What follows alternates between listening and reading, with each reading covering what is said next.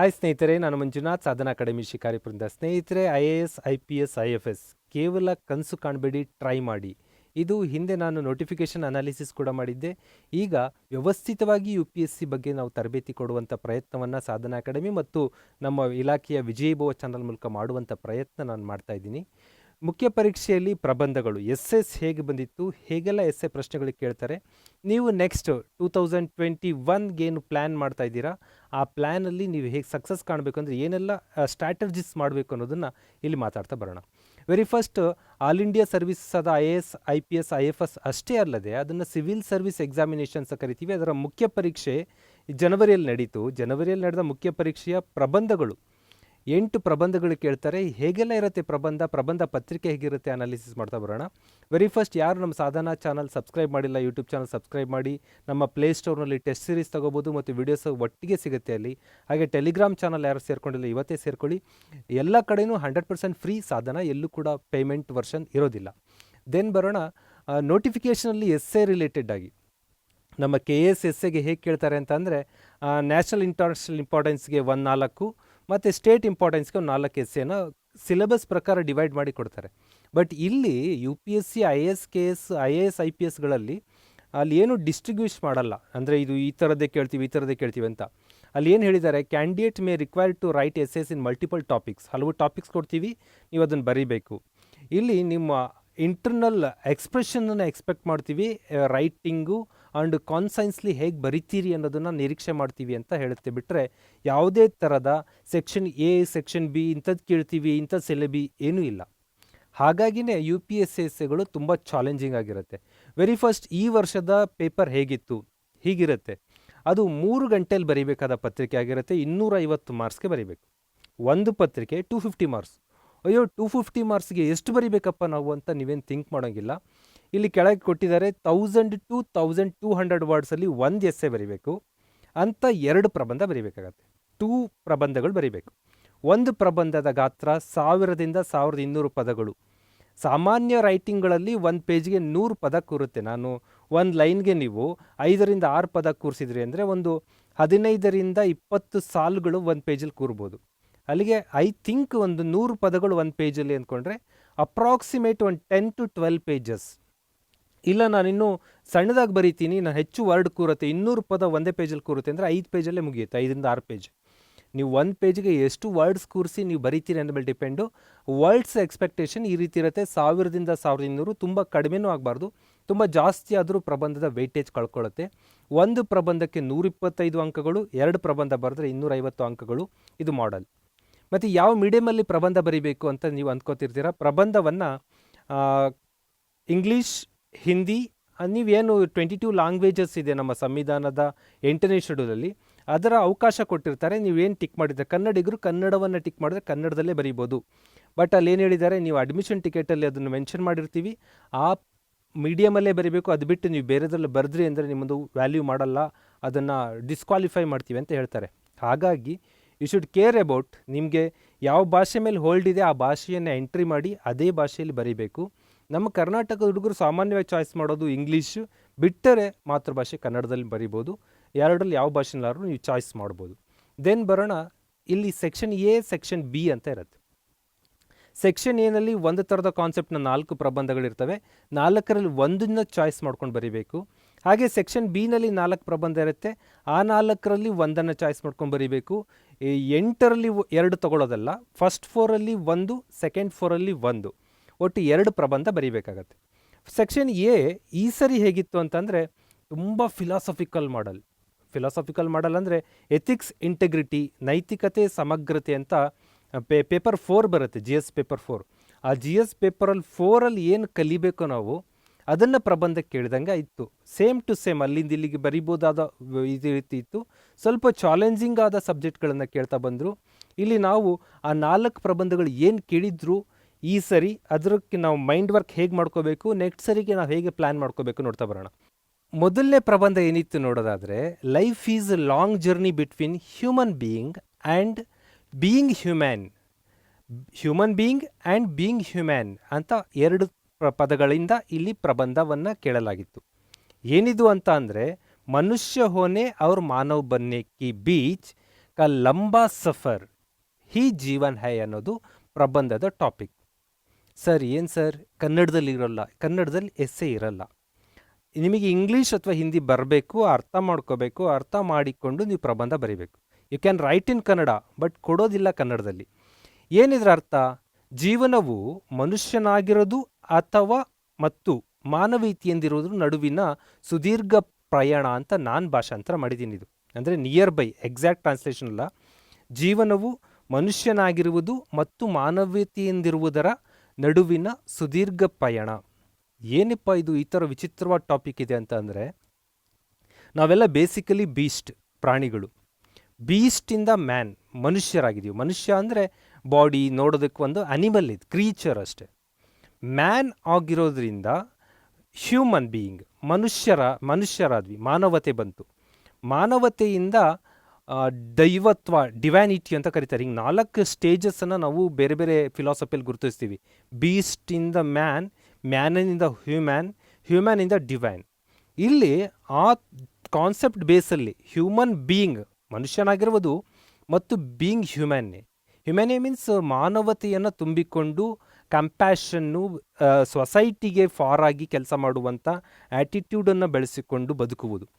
ಈ ರೀತಿ ಬದುಕುವ ಜೀವನವನ್ನು ಕೇವಲ ಮೃಗತ್ವಕ್ಕಿಂತ ಮಾನವ ಅನ್ನೋ ಒಂದು ಬ್ರಾಡ್ ಮೆಂಟಾಲಿಟಿಯಲ್ಲಿ ಬದುಕುವ ರಿಲೇಟೆಡ್ ಆಗಿ ಪ್ರಬಂಧವನ್ನು ಕನ್ಸ್ಟ್ರಕ್ಟ್ ಮಾಡಬೇಕಾಗಿ ಬರುತ್ತೆ.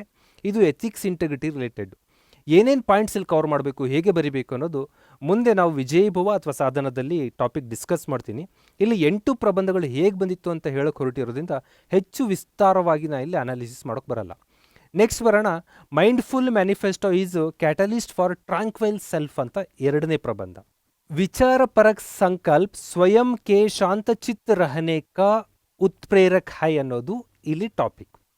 ಏನು mindful manifesto is catalyst for tranquil self ಅನ್ನೋದಕ್ಕೆ ಅರ್ಥ ಏನು ಅಂತ ನೋಡೋದಾದರೆ, ವಿಚಾರಪರ ಸಂಕಲ್ಪವು ಸ್ವಯಂ ಶಾಂತ ಮನಸ್ಸನ್ನು ಹೊಂದಲು ಪ್ರೇರಕವಾಗಿದೆ. ಅಂದರೆ ಇಲ್ಲಿ ಮೈಂಡ್ಫುಲ್ ಮ್ಯಾನಿಫೆಸ್ಟೋ ಆ್ಯಂಡ್ ಟ್ರಾಂಕ್ವೈಲ್ ಸೆಲ್ಫ್ 2 ಪದಗಳು ಇಂಪಾರ್ಟೆಂಟ್. ನಿಮ್ಮ ಮೈಂಡಲ್ಲಿ ಏನು ಸಂಕಲ್ಪವನ್ನು ಮಾಡ್ತೀರಿ ಅದು ನಿಮ್ಮ ಮನಸ್ಸನ್ನು ಎಷ್ಟು ಶಾಂತವಾಗಿ ಇಡುತ್ತದೆ, ಅದಕ್ಕೆ ಪೂರಕವಾಗಿ ಇರಲು ಸಹಾಯ ಮಾಡುತ್ತೆ ಅನ್ನೋ ರೀತಿಯಲ್ಲಿ ಪ್ರಬಂಧ ಬೆಳೆಸಬೇಕು. ಇಲ್ಲಿ ಏನು ಅರ್ಥ ಮಾಡ್ಕೋತಿದ್ದೀವಿ ಅಂತಂದರೆ, ನಾವು ಹೊರಗಿನ ಜಗತ್ತಿಗೋಸ್ಕರ ಬದುಕುವುದು, ಒಳಗಿನ ಜಗತ್ತಿನಲ್ಲಿ ಬದುಕುವುದು. ನಮ್ಮ ಮನಸ್ಸನ್ನು ನಾವು ಶಾಂತವಾಗಿಟ್ಕೊಂಡಾಗ ನಮ್ಮ ಉನ್ನತಿ ಸಾಧನೆ ಆಗಬಹುದು ಅನ್ನೋದು ಎಥಿಕ್ಸ್ನ ಒಂದು ಟಾಪಿಕ್. ಎಲ್ಲ ಎಥಿಕ್ಸ್ ರಿಲೇಟೆಡ್ ಆದ ಟಾಪಿಕ್ಗಳನ್ನ ಇಲ್ಲೂ ಕೊಡಲಾಗಿದೆ. ಇದು 2ನೇ ಪ್ರಬಂಧ. 3ನೇ ಪ್ರಬಂಧಕ್ಕೆ ಬರೋಣ. Ship do not sink because of water around them, ship sinks because of water that get into them ಅಂತ ಹೇಳುತ್ತೆ. ಇಲ್ಲಿ ಏನು ಮೀನಿಂಗ್ ಕೊಡುತ್ತೆ ಅಂದರೆ, ಹಡಗುಗಳು ತಮ್ಮ ಸುತ್ತಲೂ ಇರುವ ನೀರಿನಿಂದ ಮುಳುಗುವುದಿಲ್ಲ, ಅದರೊಳಗೆ ಸೇರುವ ನೀರಿನಿಂದಾಗಿ ಹಡಗುಗಳು ಮುಳುಗುತ್ತವೆ. ಅಂದರೆ ಒಂದು ಹಡಗು ಫ್ಲೋಟ್ ಆಗ್ತಾ ಇದೆ, ತೇಲ್ತಾ ಇದೆ ಅಂತ ಅಂದರೆ ಅದಕ್ಕೆ ಸುತ್ತ ಇರೋ ನೀರೇ ಕಾರಣ. ಆ ಸುತ್ತ ಇರೋ ನೀರಿನಿಂದಾಗಿ ಅದು ಮುಳುಗೋದಿಲ್ಲ, ಅದು ತನ್ನೊಳಗೆ ಸೇರಿಸಿಕೊಳ್ಳುವ ನೀರಿನಿಂದಾಗಿ ಮುಳುಗುತ್ತದೆ. ಇದು ಏನು ಮೀನಿಂಗ್ ಹೇಳುತ್ತೆ ಅಂದರೆ, ಸಮಾಜ ನಮ್ಮ ಸುತ್ತ ಹೇಗಿದೆ, ಆ ಸಮಾಜ ನಮ್ಮನ್ನು ಮುಳುಗಿಸ್ತು, ಸಮಾಜ ನಮ್ಮನ್ನು ನಾಶ ಮಾಡ್ತು ಅಂದ್ಕೊಂಡು ನಾವು ಒದ್ದಾಡ್ತಾ ಇದ್ದೀವಲ್ಲ, ನೋ, ದಟ್ಸ್ ರಾಂಗ್. ಸಮಾಜದಿಂದ ಆಗು ಹೋಗುಗಳನ್ನು ನಾವು ನಮ್ಮೊಳಗೆ ಸ್ವೀಕರಿಸಿಕೊಂಡು ನಮ್ಮ ಮೆಂಟಲ್ ಪೀಸನ್ನು ಹಾಳು ಮಾಡ್ಕೋತೀವಲ್ಲ, once we lost mental peace we lost, ನಾವು ಕಳ್ಕೊತಾ ಹೋಗ್ತೀವಿ. ಆ ರೀತಿಯಾಗಿ ಈ ಅರ್ಥವನ್ನು ಇಲ್ಲಿ ನೀಡಲಾಗಿದೆ. ಈಗ ನಾವು ಹಡಗುಗಳಿಗೆ ಹೊರಗಡೆ ನೀರಿದ್ದ ಕೂಡಲೇ ಹಡಗು ಮುಳುಗಲ್ಲ, ತೇಲೋದಕ್ಕೆ ಹೆಲ್ಪ್ ಮಾಡುತ್ತೆ. ಒಳಗಡೆ ಬಿಟ್ಕೊಂಡಾಗ, ಅಂದರೆ ಈಗ ಮಾಧ್ಯಮ, ಸೋಷಿಯಲ್ ಮೀಡಿಯಾ ಎಲ್ಲ ಕಡೆ ಟ್ರೋಲ್ ಆಗೋದು, ಅದು ಇದು ಮಾಡೋ ಮೂಲಕ ನಮಗೆ ಟೀಕೆಗಳು ಮಾಡಲಾಗತ್ತೆ. ಟೀಕೆ ಮಾಡಿದಾಗ ನಮ್ಮ ಮನಸ್ಸಿಗೆ ನೋವು ಮಾಡಿಕೊಂಡು, ನಮ್ಮೊಳಗೆ ನಾವು ನೋವು ಮಾಡಿಕೊಂಡಾಗ ನಾವು ಮುಳುಗೋಕ್ಕೆ ಸ್ಟಾರ್ಟ್ ಮಾಡ್ತೀವಿ. ಇನ್ಫ್ಯಾಕ್ಟ್ ಈಗ ನಾನು ಸುಮ್ಮನೆ just out of the box ಹೇಳೋದಾದರೆ, ಈ ಸಾಧನಾ ಚಾನಲಲ್ಲಿ ವಿಡಿಯೋಸ್ ಹಾಕ್ತೀವಿ. ಹಾಕಿದ ವಿಡಿಯೋಗೆ ನಮಗೆ 1000 ಲೈಕ್ ಬಂತು ಅಂದರೆ ಆ 1000ಕ್ಕೆ 10 ಡಿಸ್ಲೈಕ್ ಇರುತ್ತೆ. ನಮಗೆ 1% ಆರ್ 2% ಡಿಸ್ಲೈಕ್ ಇರುತ್ತೆ. ಒಂದೊಂದು ವಿಡಿಯೋಗೆ 30-40 ಸಾವಿರ ಲೈಕ್ಸ್ ಬರುತ್ತೆ. ಆವಾಗ ನಮಗೆ ಸಹಿಸ್ಕೋಬೇಕು, ನಾವು 400ರಿಂದ 500, 800ವರೆಗೂ ಡಿಸ್ಲೈಕ್ಸ್ ಇರುತ್ತೆ. ಒಂದು 800 ಜನ ಡಿಸ್ಲೈಕ್ ಮಾಡ್ತಾರೆ ಅಂತ ನಾವು ಕುಗ್ಗಬಾರ್ದು. ವರ್ಸ್ಟ್ ಕಾಮೆಂಟ್ಗಳು ಬರುತ್ತೆ, ಅದಕ್ಕೆ ನಾವು ಕುಗ್ಗಬಾರ್ದು. ಕುಗ್ಗದೆ ಇದ್ದಾಗ ಮಾತ್ರ ನಾವು ತೇಲೋಕ್ಕೆ ಸಾಧ್ಯ. ಅಂದರೆ ಆ ವರ್ಸ್ಟ್ ಕಾಮೆಂಟನ್ನು ನಮ್ಮೊಳಗೆ ನಾವು ಬಿಟ್ಕೊಳ್ಳೋಕ್ಕೆ ಹೋಗಬಾರ್ದು. ನಾವು ಅದನ್ನು ಅಲ್ಲೇ ತಳ್ಳಿ ಹೇಗೆ ನಾವು ಪೀಸ್ ಆಫ್ ಮೈಂಡನ್ನು, ಟ್ರಾಂಕ್ವೈಲ್ ಸೆಲ್ಫನ್ನು ಮೇಂಟೈನ್ ಮಾಡ್ಕೋಬೇಕು. ಹಿಂದಿನ ಟಾಪಿಕಲ್ಲಿ ಟ್ರಾಂಕ್ವೈಲ್ ಸೆಲ್ಫ್ ಇತ್ತು, ಅದೇ ಟಾಪಿಕ್ ಇಲ್ಲಿ ಹೇಳುತ್ತೆ. ನಾವು ಒಳಗಡೆ ಏನು ಇಟ್ಕೋತೀವಿ ಅದು ನಮ್ಮ ಎನರ್ಜಿ, ಹೊರಗಡೆ ಇರೋದಲ್ಲ ಅನ್ನೋ ಅರ್ಥದಲ್ಲಿ ಇಲ್ಲಿ ಕೊಡುತ್ತೆ. ಮತ್ತು ಸಮಾಜ ಹಾಗಿದೆ ಅಂತ ಅದನ್ನು ನಾವು ಬೈತಾ ಕೂತ್ಕೊಳ್ಳೋದಲ್ಲ, ಅದು ಹಾಗಿರೋದೇ ಚಂದ, ಅದನ್ನು ಹಾಗೆ ಅಕ್ಸೆಪ್ಟ್ ಮಾಡ್ಕೊಂಡು ಹೋಗ್ತಾ ಇರಬೇಕು. ಈ ರೀತಿಯಾಗಿ ship do not sink because of the water around them, ship sinks because of the water get in them ಅನ್ನೋ ಟಾಪಿಕನ್ನು 3ನೇ ಪ್ರಬಂಧವಾಗಿ ನೀಡಲಾಗಿತ್ತು. ನೆಕ್ಸ್ಟ್ ಪ್ರಬಂಧ simplicity is the ultimate sophistication ಅಂತ ಒಂದು ಟಾಪಿಕ್. ಸರಳತಾ ಚರಂ ಪರಿಷ್ಕರಣ್ ಹೈ, ಸರಳತಾ ಚರಂ ಪರಿಷ್ಕರಣ್ ಹೈ ಅನ್ನೋದು ಇದರ ಟಾಪಿಕ್. ಇದೇನು ಅಂದರೆ ಸರಳತೆ ಮತ್ತು ಅಲ್ಟಿಮೇಟ್ ಸೊಫಿಸ್ಟಿಕೇಶನ್ 2 ಟಾಪಿಕ್ ಇಟ್ಕೊಂಡು ಹೋಗ್ತಾರೆ. ಸರಳತೆ ವೆರಿ ಇಂಪಾರ್ಟೆಂಟ್, ಏನಂದರೆ ಸರಳತೆ ಅನ್ನೋದು ಸಸ್ಟೈನೇಬಲ್ ಡೆವಲಪ್ಮೆಂಟ್ನ ಒಂದು ಟಾಪಿಕ್. ಆ ಸರಳತೆಯಿಂದ ಸೊಫಿಸ್ಟಿಕೇಟ್ ಅಂದರೆ ಅಲ್ಟಿಮೇಟ್ ಟೆಕ್ನಾಲಜಿ, ಅಲ್ಟಿಮೇಟ್ ಆದ ಒಂದು ಕ್ಯಾರೆಕ್ಟರ್ ಅದು. ಇದು ವಿಜ್ಞಾನದಲ್ಲೂ ಬಳಸ್ಬೋದು, ಪರ್ಸ್ನಲ್ ಲೈಫಲ್ಲಿ ಬಳಸ್ಬೋದು, ಸೋಷಿಯಲ್ ಲೈಫಲ್ಲಿ ಬಳಸ್ಬೋದು, ಮಲ್ಟಿಪಲ್ ವೇ. ಈಗ ಕಾಂಪ್ಲೆಕ್ಟ್ ಸೈನ್ಸನ್ನು ಕೊಟ್ಟಿದ್ದೀವಿ ಅಂತ ಇಟ್ಕೊಳ್ಳಿ, ಆ ಕಾಂಪ್ಲೆಕ್ಸ್ ಸೈನ್ಸು ಜನರಿಗೆ ರೀಚ್ ಆಗೋದಿಲ್ಲ. When the science become simple, ಎಷ್ಟು ಸಿಂಪಲ್ ಆಗುತ್ತೆ ಅವಾಗ ಜನರಿಗೆ ರೀಚ್ ಮಾಡಿಸ್ಬೋದು. ಹಾಗಾಗಿ simplicity is the ultimate sophistication ಅನ್ನೋದನ್ನು personal life, social life, scientific life, ಎಲ್ಲ ಲೈಫಿನ ಆಸ್ಪೆಕ್ಟಲ್ಲಿ ನಾವು ಇದನ್ನು ಅನಾಲಿಸಿಸ್ ಮಾಡ್ಬೋದು. ಆ ರೀತಿಯಾದ ಪ್ರಬಂಧ ಇತ್ತು 4ನೇದು. ಈ 4 ಪ್ರಬಂಧಗಳು ಫಿಲಾಸಫಿ ಗ್ರೌಂಡ್ ಇಟ್ಕೊಂಡು, ಎಥಿಕ್ಸ್ ಇಂಟೆಗ್ರಿಟಿ ಇಟ್ಕೊಂಡು ಕೇಳಲಾಗಿತ್ತು.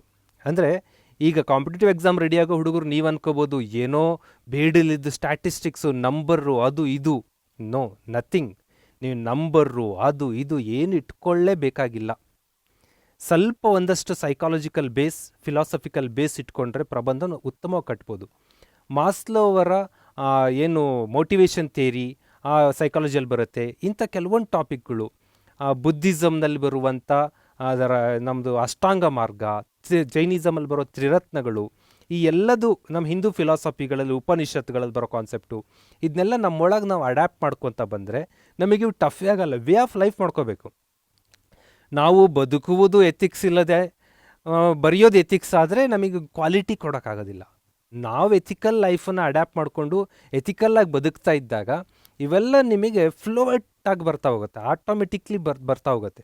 ಅದು ಬಂತು ಅಂದರೆ ಸಕ್ಸಸ್ಫುಲ್ ಎಸ್ಸೇ ಬರಿಬೋದು. ಹಾಗಾಗಿ ಎಥಿಕ್ಸ್ ಆ್ಯಂಡ್ ಇಂಟೆಗ್ರಿಟಿನ ಕೇವಲ ಸಬ್ಜೆಕ್ಟಾಗಿ ತಗೊಂಡ್ರೆ ನೀವು UPSC ಸಕ್ಸಸ್ ಆಗ್ತಿರೋದು ನನಗೆ ಹೋಪ್ಸ್ ಇಲ್ಲ. ಎಥಿಕ್ಸ್ ಆ್ಯಂಡ್ ಇಂಟೆಗ್ರಿಟಿನ ನಿಮ್ಮೊಳಗೆ ನೀವು ಅಡ್ಯಾಪ್ಟ್ ಮಾಡ್ಕೊಳ್ಳಿ, ಅದನ್ನು ನೀವು ಜೀವನ ವಿಧಾನವಾಗಿ ಅಕ್ಸೆಪ್ಟ್ ಮಾಡ್ಕೊಳ್ಳಿ, ಆಟೋಮೆಟಿಕ್ಲಿ ಒಂದು ಬ್ಯೂಟಿಫುಲ್ ಎಸ್ಸೇ ಹೊರಗೆ ಬಂದೇ ಬರುತ್ತೆ. ಇದು ಫಸ್ಟ್ ಸೆಕ್ಷನ್ ಏನಲ್ಲಿ ಈ 4ರಲ್ಲಿ ಒಂದು ಚಾಯ್ಸ್ ತೊಗೋಬೇಕು. ರಿಪೀಟ್ ಮಾಡ್ತೀನಿ ನಾನು ಫಾಸ್ಟಾಗಿ. ವೆರಿ ಫಸ್ಟ್, ಜೀವನವು ಮನುಷ್ಯನಾಗಿರೋದು ಮತ್ತು ಮಾನವೀಯತೆಯಿಂದ ನಡುವಿನ ಸುದೀರ್ಘ ಪಯಣ. A life is a long journey between human being and being humane. ಇದು ಒಂದು ಎಸ್ಸೆ. ನಂಬರ್ 2 ಎಸ್ಸೆ, ವಿಚಾರಪರ ಸಂಕಲ್ಪವು ಸ್ವಯಂ ಶಾಂತ ಮನಸ್ಸನ್ನು ಹೊಂದಲು ಪ್ರೇರಕವಾಗಿದೆ. Meaningful manifesto is the catalyst for tranquil self. ಒಳ್ಳೆ ವಿಚಾರವನ್ನು ಇಟ್ಟುಕೊಂಡ್ರೆ ನಮ್ಮ ಮನಸ್ಸು ಪೀಸ್ಫುಲ್ ಆಗಿರುತ್ತೆ. ಆ ಬೇಸಲ್ಲಿ ಈ ಪ್ರಬಂಧವನ್ನು ಕಟ್ತಾ ಬರಬೇಕಾಗತ್ತೆ. ನೆಕ್ಸ್ಟ್ ಇರೋದು, ಹಡಗುಗಳು ತಮ್ಮ ಸುತ್ತಲೂ ಇರುವ ನೀರಿನಿಂದಾಗಿ ಮುಳುಗೋದಿಲ್ಲ, ಅದರೊಳಗೆ ಬರುವ ನೀರಿನಿಂದಾಗಿ ಮುಳುಗುತ್ತವೆ ಅನ್ನೋದು 3ನೇ ಎಸ್ಸೆ ಆಗಿತ್ತು. Simplicity is the ultimate sophistication, ಸರಳತೆಯು ಅತ್ಯುನ್ನತ ಗುಣವಾಗಿದೆ ಅನ್ನೋದು 4ನೇ ಎಸ್ಸೆ.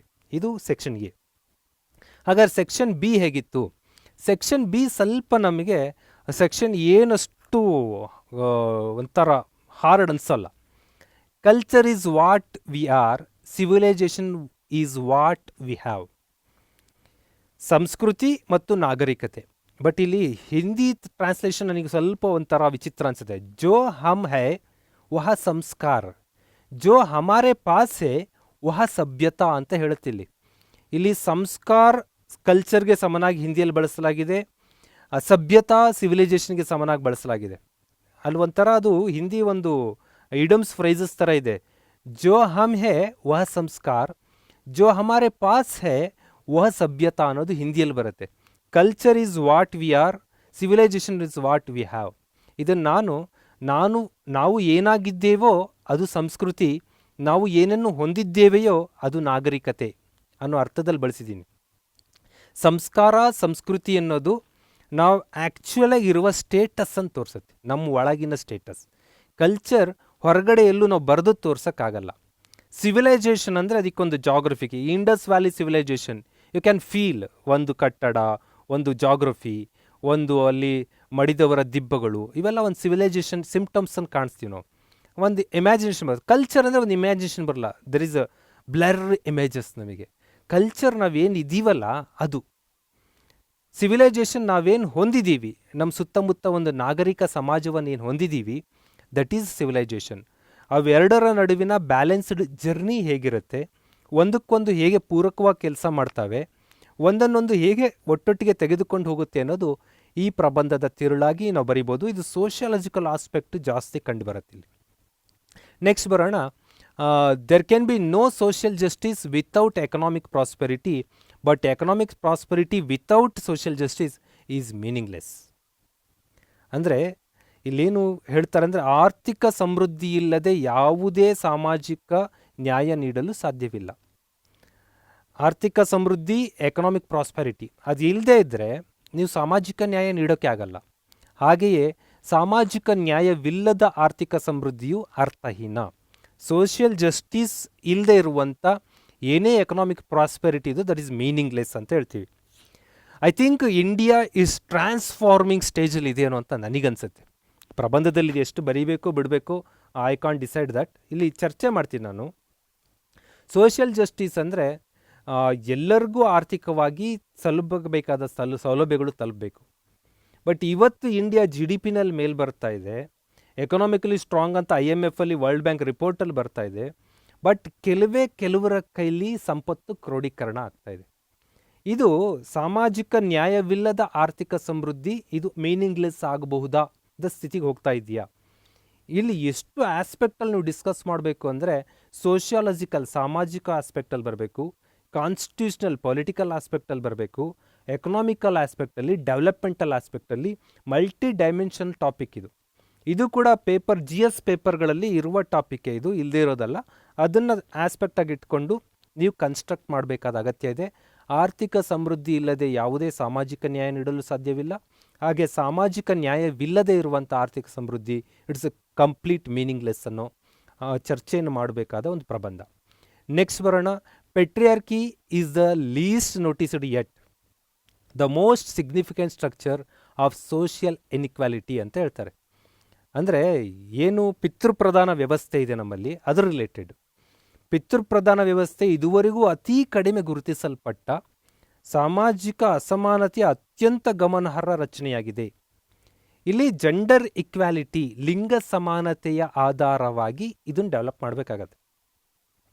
ಸಮಾಜದಲ್ಲಿ ಕಲರ್ ಬೇಸಲ್ಲಿ ವ್ಯತ್ಯಾಸ ಇದೆ, ಕಲರ್ ಬೇಸಲ್ಲಿ, ಆ್ಯಂಡ್ ರೇಸ್ ಬೇಸಲ್ಲಿ ವ್ಯತ್ಯಾಸ ಇದೆ, ಕ್ಯಾಸ್ಟ್ ಬೇಸಲ್ಲಿ ವ್ಯತ್ಯಾಸ ಇದೆ, ರಿಲಿಜಿಯನ್ ಬೇಸಲ್ಲಿ ವ್ಯತ್ಯಾಸ ಇದೆ. ಅದು ಎಲ್ಲದಕ್ಕಿಂತ ಕಾಮನ್ನಾಗಿ ಇಡೀ ಜಗತ್ತಿನಲ್ಲಿ, ಯಾಕಂದರೆ ಕಲ್ಲರ್ ಬೇಸ್ಡ್ ವ್ಯತ್ಯಾಸಗಳು ಆಫ್ರಿಕನ್ ಕಂಟ್ರಿ, ಅಮೆರಿಕನ್ ಕಂಟ್ರಿಲಿ ನೋಡ್ತೀವಿ, ಇಂಡಿಯಾದಲ್ಲಿ ಅಷ್ಟು ಕಾಣಲ್ಲ ನಾವು. ಕ್ಯಾಸ್ಟ್ ಬೇಸ್ಡು ಇಲ್ಲಿ ಜಾಸ್ತಿ ಕಾಣ್ತೀವಿ, ಯುರೋಪ್ನಲ್ಲಿ ಕ್ಲಾಸ್ ಬೇಸ್ಡ್ ಕಾಣ್ತಿರ್ತೀವಿ. But gender based inequality throughout the world, complete the world ಪೂರ್ತಿ ಎಲ್ಲ ಕಡೆಯೂ ನಾವು ಗುರುತಿಸಬಹುದಾದಂಥ ಒಂದು ವ್ಯವಸ್ಥೆ ಇದು, ಅಸಮಾನತೆ. ಇದಕ್ಕೆ ಪಿತೃಪ್ರಧಾನ ವ್ಯವಸ್ಥೆ, ಏನು ಪುರುಷ ಪ್ರಧಾನ ವ್ಯವಸ್ಥೆ ಇದೆ, ಇದರ ಕಾರಣದಿಂದಾಗಿ ಆಗಿದೆ. ಬಟ್ ಅದನ್ನು ಐಡೆಂಟಿಫೈನೇ ಮಾಡಲಿಲ್ಲ ನಾವು ತುಂಬ ದಿನ. ಅತೀ ಮೈಕ್ರೋಸ್ಕೋಪಿಕ್ಕಾಗಿ ಗುರುತಿಸಲ್ಪಟ್ಟಂಥದ್ದಾಗಿದೆ. But it is a maximum ದೊಡ್ಡ ರೀಸನ್ ಇದು, most significant structure of the social inequality ಅನ್ನೋ ಅರ್ಥದಲ್ಲಿ. ಅಲ್ಲಿಗೆ ಇಲ್ಲಿ ಲಿಂಗ ಸಮಾನತೆ, ಹೆಣ್ಣು ಗಂಡಿನ ಭೇದ ಭಾವ ರಿಲೇಟೆಡ್ ಆಗಿ ಆ ಎಲ್ಲ ಕಾನ್ಸೆಪ್ಟನ್ನು ತಲೆ ಇಟ್ಕೊಂಡು ಒಂದು ಬ್ಯೂಟಿಫುಲ್ ಸ್ಟ್ರಕ್ಚರ್ ಮಾಡಿ ಎಸ್ಸೆ ಬರೀಬೇಕಾದಂಥ ಅನಿವಾರ್ಯತೆ ಇಲ್ಲಿ ಬರುತ್ತೆ. ನೆಕ್ಸ್ಟ್ ಬರೋಣ. Technology as the silent factor in the international relation, not the salient factor. ಇಲ್ಲಿ ಗಮನವಹಿಸಿ, ಸೇಲಿಯಂಟ ಅಂತ ನಾನು ಅಂದ್ಕೊಂಡೆ. ಸೇಲಿಯಂಟ್ ಫ್ಯಾಕ್ಟರ್ ಅಂದರೆ ಈಸಿ ಬರಿಬೋದಿತ್ತು. ಇಲ್ಲಿ ಹೇಳ್ತಾ ಇದೆ ಸೈಲೆಂಟ್ ಫ್ಯಾಕ್ಟರ್ ಇನ್ ಇಂಟರ್ನ್ಯಾಷನಲ್ ರಿಲೇಷನ್ಸ್. अंतर्राष्ट्रीय संबंधों में मौन कारक के रूप में ಪ್ರೌದ್ಯೋಗಿಕಿ ಅಂತ ಹೇಳ್ತಾರೆ. ಅಂದರೆ ಅಂತಾರಾಷ್ಟ್ರೀಯ ಸಂಬಂಧದಲ್ಲಿ ಮೌನದಾಯಕ ಅಂಶವಾಗಿ ಟೆಕ್ನಾಲಜಿ. ಇಂಟರ್ನ್ಯಾಷನಲ್ ರಿಲೇಷನ್ಸ್ ವಿಚಾರವಾದ ಪ್ರಬಂಧ ಬರೀಬೇಕಾಗತ್ತೆ. ಇಲ್ಲಿ ಇಂಟರ್ನ್ಯಾಷನಲ್ ರಿಲೇಷನ್ಸಲ್ಲಿ ನಾವು ಹೆಚ್ಚು ತಗೊಳ್ಳೋದು political matter, defence matter, economical matter, international organisation matter. ಇದು ಹೆಚ್ಚು ಸಂಬಂಧವನ್ನು ಬಿಲ್ಡ್ ಮಾಡುತ್ತೆ ಅಂತ ನಾವು ಕಾನ್ಸೆಪ್ಟ್ ಮಾಡ್ಕೊಳ್ತೀವಿ. ಆದರೆ ಅದರೆಲ್ಲದರ ಹಿಂದೆ ಸೈಲೆಂಟಾಗಿ, ಯಾವುದೇ ಸೌಂಡ್ ಮಾಡದೆ, ಮೌನ ರೂಪದಲ್ಲಿ ಅಂತಾರಾಷ್ಟ್ರೀಯ ಸಂಬಂಧದ ಮೇನ್ ಡಿಸೈಡರ್ ಆಗಿ ರೂಪುಗೊಳ್ತಾ ಇದೆ ಟೆಕ್ನಾಲಜಿ. ಇದು ನಮ್ಮ ಅಂತಾರಾಷ್ಟ್ರೀಯ ಸಂಬಂಧದಲ್ಲಿ ಮಾತಾಡ್ತೀವಿ. ತಂತ್ರಜ್ಞಾನ ಡೆವಲಪ್ ಆದ ನಂತರ ರಾಯಭಾರತ್ವದ ವೇಟೇಜ್ ತುಂಬ ಡೌನ್ ಆಯಿತು ಅಂತ. ಮುಂಚೆ ರಾಯಭಾರಿಯನ್ನು ಆ ಪ್ರದೇಶದಲ್ಲಿ ಕೆಲಸ ಮಾಡುವ ಕಣ್ಣು ಕಿವಿ ಇದ್ದಂತೆ ಅಂತ ಇದ್ವಿ.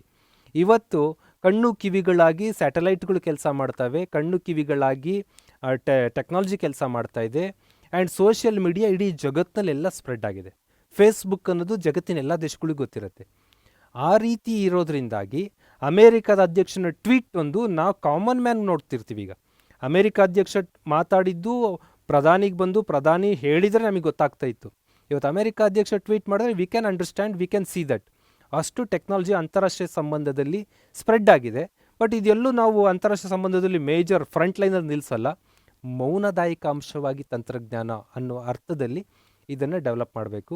ಹೀಗೆ ಒಂದು ರೀತಿ ಇದಮಿತ್ತಮ್ ಅಂತ ಹೇಳೋಕ್ಕಾಗಲ್ಲ. ಯಾರು ಒಂದು ಕಾನ್ಸೆಪ್ಟನ್ನು ಚೆನ್ನಾಗಿ ಅರ್ಥ ಮಾಡ್ಕೊಂಡಿರ್ತಾರೋ ಅವ್ರು ಬರೀಬೋದು. ಮತ್ತು ಸೆಕ್ಷನ್ ಬಿನಲ್ಲಿ ಬಂದಿರೋ 4 ಟಾಪಿಕ್ಗಳು ಪೇಪರ್ GS ಪೇಪರ್ 1, 2, 3, 4ನಲ್ಲಿರುವ ಟಾಪಿಕ್ ಬೇಸ್ಡ್ ಆಗೇ ಇರುತ್ತೆ. ಇಲ್ಲಿ ನಾನು ಮತ್ತೆ ರಿಪೀಟ್ ಮಾಡ್ತೀನಿ, 5, 6. ನಾವು ಏನಾಗಿದ್ದೇವೋ ಅದು ಸಂಸ್ಕೃತಿ, ಏನನ್ನು ಹೊಂದಿದ್ದೇವೆ ಅದು ನಾಗರಿಕತೆ. Culture is what we are, civilisation is what we have. ಈ ಟಾಪಿಕ್ಕು ಸೋಷಿಯಾಲಜಿಕಲ್ ಆಸ್ಪೆಕ್ಟ್ GS ಪೇಪರಲ್ಲಿ ಇದೆ ಸಿಲೆಬಸ್ಸಲ್ಲಿ. ನೆಕ್ಸ್ಟ್ ಬರೋಣ. ಆರ್ಥಿಕ ಸಮೃದ್ಧಿ ಇಲ್ಲದೆ ಸಾಮಾಜಿಕ ನ್ಯಾಯ ನೀಡಲು ಸಾಧ್ಯವಿಲ್ಲ. ಹಾಗೆಯೇ ಸಾಮಾಜಿಕ ನ್ಯಾಯವಿಲ್ಲದ ಆರ್ಥಿಕ ಸಮೃದ್ಧಿಯು ಅರ್ಥಹೀನವಾಗಿರುತ್ತದೆ. ಇದು ಕೂಡ ಅಷ್ಟೇ. ಎಕನಾಮಿಕ್ ಬೇಸಲ್ಲಿ, ಸೋಷಾಲಜಿಕಲ್ ಬೇಸಲ್ಲಿ, ರೂರಲ್ ಡೆವಲಪ್ಮೆಂಟ್ ಬೇಸಲ್ಲಿ ಕೂಡ ಇದನ್ನು ಡೆವಲಪ್ ಮಾಡ್ಬೋದು. ನೆಕ್ಸ್ಟ್ ಬರೋಣ. ಪಿತೃಪ್ರಧಾನ ವ್ಯವಸ್ಥೆಯು ಇದುವರೆಗೂ ಅತಿ ಕಡಿಮೆ ಗುರುತಿಸಲ್ಪಟ್ಟ ಸಾಮಾಜಿಕ ಅಸಮಾನತೆಯ ಅತ್ಯಂತ ಗಮನಾರ್ಹ ರಚನೆ. ಇದು ಕೂಡ ಸೋಷಿಯಾಲಜಿಕಲ್ ಆಸ್ಪೆಕ್ಟಲ್ಲಿ ನೀವು ಡೆವಲಪ್ ಮಾಡ್ಬೋದಾದ ಚಾನ್ಸಸ್ ಇದೆ. ದೆನ್ ಅಂತಾರಾಷ್ಟ್ರೀಯ ಸಂಬಂಧದಲ್ಲಿ ಮೌನದಾಯಕ ಅಂಶವಾಗಿ ತಂತ್ರಜ್ಞಾನ, ಇದು ಇಂಟರ್ನ್ಯಾಷನಲ್ ರಿಲೇಷನ್ಸ್ ರಿಲೇಟೆಡ್ ಟಾಪಿಕ್. ಇದು ಟೆಕ್ನಾಲಜಿ ಹೇಗೆ ಕೆಲಸ ಮಾಡುತ್ತೆ, ಆ್ಯಂಡ್ ದೆನ್ ಕೋವಿಡ್ನ ಸಿಚುಯೇಷನ್ಗಳಲ್ಲಿ ಹೇಗೆ ಅಂತಾರಾಷ್ಟ್ರೀಯ ಸಂಬಂಧದಲ್ಲಿ ಟೆಕ್ನಾಲಜಿ ಹೆಲ್ಪ್ ಮಾಡ್ತು, ಹೇಗೆ ಕೋವಿಡ್ ಸ್ಪ್ರೆಡ್ ಆಗ್ತಾ ಅಮೇರಿಕದಲ್ಲಿರುವಂಥ ಐಡಿಯಾಗಳು WHO ಮೂಲಕ ಹೇಗೆ ಬೇರೆ ಬೇರೆ ಕಡೆ ಸ್ಪ್ರೆಡ್ ಆಯಿತು, ಹೇಗೆ ಅದನ್ನು ಕಂಟ್ರೋಲಿಗೆ ತೊಗೊಂಡ್ವಿ ಇಡೀ ವರ್ಲ್ಡ್ ಪೂರ್ತಿ. ಈ ರೀತಿ ಟೆಕ್ನಾಲಜಿ ಮತ್ತು ಇಂಟರ್ನ್ಯಾಷನಲ್ ರಿಲೇಷನ್ಸ್ ರಿಲೇಟೆಡ್ ಆಗಿ ಇಲ್ಲಿ ಡೆವಲಪ್ ಮಾಡ್ಬೋದು. ಮಲ್ಟಿ ಆ್ಯಂಗಲಲ್ಲಿ ಡೆವಲಪ್ ಮಾಡ್ಬೋದು. ಇದು ಹೀಗೆ ಬರೀಬೇಕು, ಹೀಗೀಗೆ ಬರೆದ್ರೆ ಪಾಯಿಂಟ್ಗಳು ಚೆನ್ನಾಗಿರುತ್ತೆ ಅಂತ ನಾವು ಮುಂದೆ ಡಿಸ್ಕಸ್ ಮಾಡೋಣ. ಯಾರಾದರೂ ನಾನು ಸರ್ ಈ ಪ್ರಬಂಧಕ್ಕೆ ಟ್ರೈ ಮಾಡ್ತೀವಿ ಅನ್ನೋರು ಇದ್ದರೆ ಈ ರೀತಿ ರಿಲೇಟೆಡ್ ಆಗಿ ನೀವು 1000 to 1200 ವರ್ಡ್ಸಲ್ಲಿ ಬರೆದು ನಮ್ಮ ವಾಟ್ಸಪ್ ನಂಬರ್ ನಾವು ಯೂಟ್ಯೂಬಲ್ಲೆಲ್ಲ ಹಾಕ್ತಿರ್ತೀವಲ್ಲ 9446100920ಗೆ ಸ್ಕ್ಯಾನರ್ಡ್ ಕಾಪಿ PDF ಕಾಪಿನ ಹಾಕಿ ನಾವು ಅದನ್ನು ಸಾರ್ಟ್ ಔಟ್ ಮಾಡಿ ಎಲ್ಲ ಪ್ರಬಂಧಗಳು, ನೀವು ಬರೆದ ಪ್ರಬಂಧ ಓದುಗರಿಗೆ ಸಿಗೋ ರೀತಿ ಮಾಡುವಂಥ ಪ್ರಯತ್ನವನ್ನು ನಾವು ಮಾಡ್ತೀವಿ. ಬೆಸ್ಟ್ ಪ್ರಬಂಧ ಬರೆದು ಕಳಿಸೋದು ಪ್ರಯತ್ನ ನೀವು ಮಾಡಿ. ಮತ್ತು ಪ್ರಬಂಧ ಹೇಗಿರಬೇಕು ಅನ್ನೋ ಚರ್ಚೆನ ನಾವು ಮುಂದೆ ಎಕ್ಸ್ಪರ್ಟ್ಗಳ ಜೊತೆ ಕೂತ್ಕೊಂಡು ಮಾಡುವಂಥ ಪ್ರಯತ್ನ ಮಾಡ್ತೀನಿ. ಆ್ಯಂಡ್ ಕಮಿಂಗ್ ವಿಡಿಯೋಸ್, ಬರುವ ವಿಡಿಯೋಗಳಲ್ಲಿ ಜನರಲ್ ಸ್ಟಡೀಸ್ ಪೇಪರ್ 1, 2, 3, 4 ಹೇಗೆ ಮೇನ್ಸಲ್ಲಿ ಕೇಳಿದ್ರು ಅನ್ನೋದನ್ನು ಒಂದೊಂದು ದಿವಸ ಒಂದೊಂದು ಪೇಪರನ್ನು ಪ್ರಶ್ನೆ ನೋಡ್ತಾ ಬರ್ತೀನಿ. ನೀವು ಇದನ್ನು ನೋಡಿಕೊಂಡು ಮೈಂಡ್ ಸೆಟ್ ಮಾಡ್ಕೊಳ್ಳಿ, ಮೈಂಡ್ ಮ್ಯಾಪ್ ಮಾಡ್ಕೊಳ್ಳಿ. 2021 UPSC ಕ್ರ್ಯಾಕ್ ಮಾಡೋದಕ್ಕೆ ನೀವು ರೆಡಿ ಆಗಬೇಕು.